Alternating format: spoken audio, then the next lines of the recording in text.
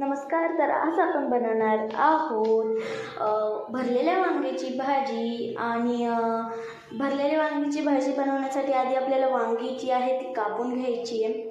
त्याच्यानंतर आपल्याला त्यात टाकायचे ते म्हणजे शेंगदाणे. आणि शेंगदाणे आधी भाजून घ्यायचे चांगले.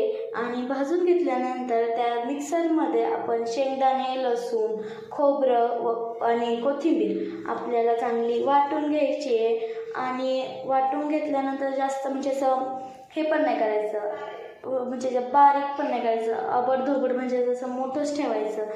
आणि मग ती आपली पेस्ट तयार झाल्यानंतर ते आपण एका डिशमध्ये काढायचं. त्यात लाल तिखट, हळद आणि आपला घरगुती मसाला जो आहे तो टाकायचा. त्यात मीठ टाकायचं आणि मग त्याला चांगलं मळून घ्यायचे. मळून घेतल्यानंतर आपण जी वांगी कापली होती ना ती भरायची, त्या म्हणजे मिश्रण केले त्याने भरायची. आता त्यावर भरल्यानंतर आपण ते चांगलं म्हणजे भरता ते चांगलं भरल्यानंतर सगळी वांगी अशी भरून तयार झाली का आपण ते एका कढईमध्ये तेल घ्यायचे. आणि ते तेल चार पळ्यांच्या प्रमाणे काहीतरी घ्यायचे. मग त्यात जिरं, मोहरी, अजून त्यात आपल्याला म्हणजे जिरी मोहरी जी आहे त्याला तडका द्यायचा आहे.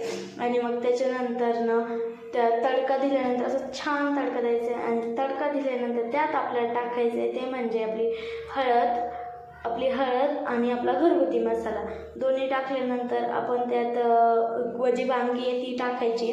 आणि ती ह्या प्रकारे असं ते तयार होतं. आणि मग त्यात वरतून मीठ टाकल्यानंतर त्याला हलवायचे, मिक्स करायचे जरा. आणि त्याच्यामध्ये थोडंसं पाणी म्हणजे टाकून आपल्याला 10 मिनटं त्याला शिजवून घेऊन आपली अशा प्रकारे ही भरलेली वांगी तयार होतात. आणि ही एकदम खायला चविष्ट व उत्कृष्ट लागतात. थँक्यू.